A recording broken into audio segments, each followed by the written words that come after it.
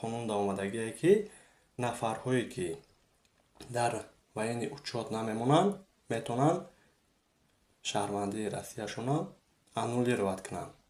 2 ҳафта пас бо ёдтон назанад ки ма бояд регистратсия бикунам. Ту бояд охи даро регистрация мекунӣ ки просто очередҳо уже бисёранд, да? Масъалаи нафарҳое ки пеш шаҳрвандии Россияро доштанд. Агар шумо ами документҳоро накардед, шумо бояд 3 моҳ месен да Россияда. А как уже регистрациятон тамом шуда, шумо бояд границаро пересекать кунед. Шумо бояд обратно Тоҷикистон бирен, уже Тоҷикистонда 3 моҳ бесен, ай 3 моҳ кам нельзя. Рӯз то рӯз барои шахсонеам ки ай Тоҷикистонам омаданиам, барои нафарҳоеам ки патент карданиам, РВП гирифтаниам, вид на жительство гирифтаниам, ки шаҳрвандии Россия гирифтаистанд, қонунҳое ки пешниҳод шудааст дар ҳақиқат ҳам рӯз то рӯз қиинтар шудааст. Салом дӯстони азиз, салом подписчикои канали Акай Абдулло. Бо маем Сабрина. Бисёр миннатдорам барои лайкотон, барои комментариёи хубтон, барои дастгиритон. Лайк бимонед ки видео паҳн шавад, дастгириро кадам бигирен, актива задан бигирен ки чили шумо медонед, мо видеоро катор мемонем. Неки пешаи ногуфтан намона касоне ки дар кор бошад билети ҳавопаймо, марҳамат заказ кунед, мо шумода билет равон мекунем ба нархҳои дастрас ки ҷоятон бифора соҳу саломат мерасед. Барои ҳамин дар рақамҳои болои канал бинависед, билет заказ кунед. Инам хеле имрӯз мехоҳам камтар саволотонда ҷавоб бидам. Хай мо уже наврои пеш да ҳар навор мо саволотонда ҷавоб медиҳем. Неки шумо бо менависен дар рақамҳомон, дар WhatsApp-мон мепурсен. Ина чи ба, например, мо границаро гузаштанӣ шудем, моро манъ кардан ёки намондан границаро гузашта, ёки, например, аэропортда моро манъ кардан, бисёр пурсипос мекунанд, ёки бисёр документҳоро проверка мекунанд, ёки вообще намемонанд границаро гузашта, да, Россияда дуромада. Инам хеле мешава барое ки шумо қонунро соблюдат намекунед, қонуни Российской Федерация. Қонуни Российской Федерация чхелие, как ки шумо омаден Россия, шумо да 15 рӯз метиҳанд ки шумо регистрация бикунед. В течение 15 рӯзда бояд шумо бикунед регистрацияро. Худтонро ба кайд монед. Вот, лично айма совет, лучше дарав айпаи документотон шавед. Вот. 2 ҳафта пас бо ёдтон назанад ки ма бояд регистрация бикунам. Ту бояд охи даро регистрация мекунӣ ки просто очередҳо уже бисёранд, да? Вот. Инам хеле, как ки шумо регистрация кардед, шумо бояд уже остальные документы бикунед. ВНЖ, ёки патент, ёки РВП, то есть основание барои истодан Россияда. Агар шумо ами документҳоро накардед, шумо бояд 3 моҳ месен да Россияда. А как и уже регистрациятон тамом шуда, шумо бояд границаро пересекать кунед. Шумо бояд обратно Тоҷикистон бирен, уже Тоҷикистонда 3 моҳ бесен, ай 3 моҳ кам нельзя. Вот. Баъд уже метавонед омада. Ҳастанд одамое ки, например, 1 моҳ местанд Тоҷикистонда, ёки 2 моҳ местанд Тоҷикистонда, баъд меоянд. Так нельзя. Барои ҳамин уже шуморо ра наметанд Россияда. Вот, неки ҳастанд одамое ки мегӯянд, ҳеҷ кор намекуна, мо 2 моҳ истодем Тоҷикистонда омадем, хай моро ҳечи нагуфтанд. Хай вот так просто повезло. Хай может мешаваем, хали неки на самом деле так неправильно. Ёки ҳастанд одамое ки границаро мегзаранд, бачаҳо и дарав меоянд. Вот, чтобы заново, например, документ кардан. А так нельзя тоже, дӯстони азиз. Барои ҳамин манъ мекунанд. Ҳозир дар граница вообще вазъиятҳо кинай. Бисёр манъ мекунанд, бисёр проверка мекунанд, вазъиятҳо кинай. Лучше по-честному границаро пересекать кунед, 3 моҳ бесен, баъд биёед. Вот. Барои ки границада ҳозир бисёр манъ мекунанд.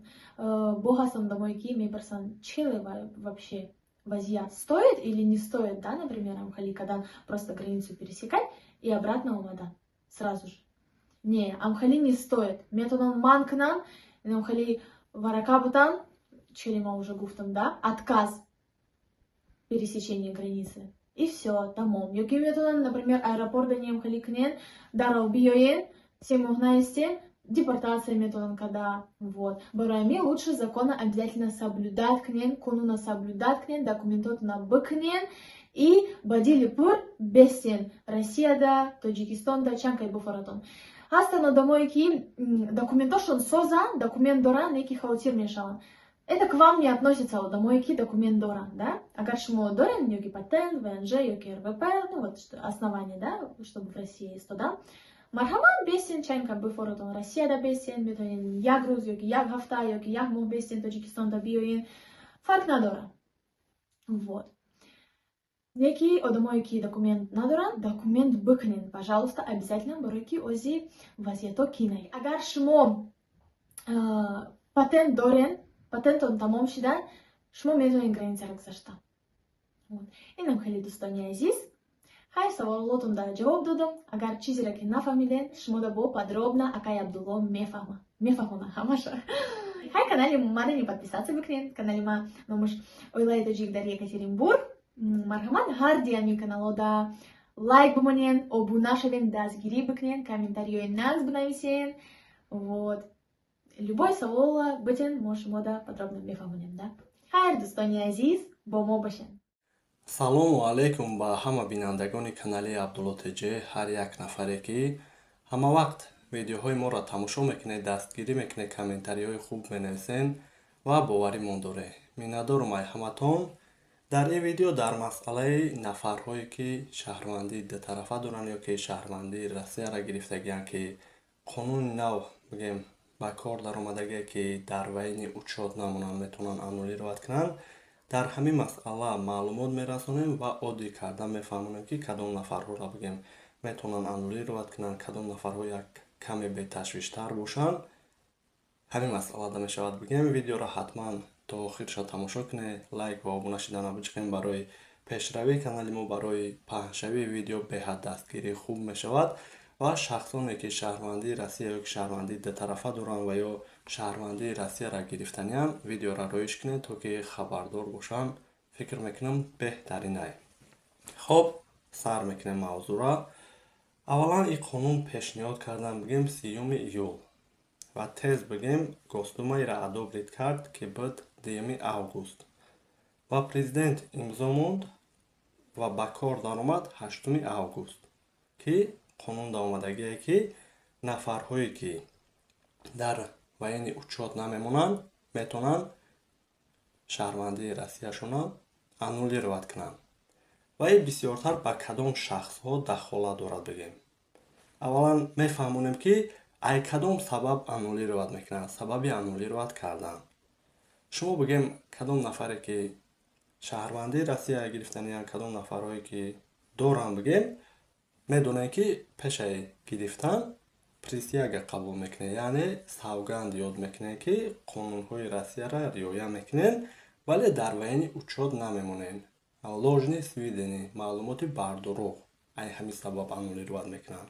ин қонун бисёртар дахолат дорад барои шахсҳое ки ай 8 август шаҳрвандии Россия гирифтаниянд. иро бар назар гирем ки агар шумо шаҳрвандии Россияро гирен дар вайни учёт муддати 14 рӯзакӣ намоянд, метавонанд аннулировать кунанд. ай ҳама бисёртар дахолат дорад барои шахсҳое ки ай 8 август мегиранд. ам масъалаи нафарҳое ки пеш шаҳрвандии Россияро доштанд, дар қонун айни замон омадагӣ несте ки аннулировать мекунанд ё ки не, яъне мумкин е аннулировать кунанд, мумкин е не. ва инҷа бо як чӣ дигае ки присягара 2017 пешниҳод кардан бигем, адобрид кардан ва қабул кардан ай 1 сентябри 2017 дар Россия ба кор даромад. яъне шахсҳое ки ай 1 сентябри 2017 ин тараф шаҳрвандии Россияро гирифтаниянд, шумо чӣ хел бигем, шояд аннулировать кунанд, шояд аннулировать накунанд. аз шахсҳое ки пеш аз 1 сентябри 2017 гирифтагиянд, шумо беташвиштар назар ба шахсҳое ки бигем ба 3 гурӯҳ ҷудо кардем.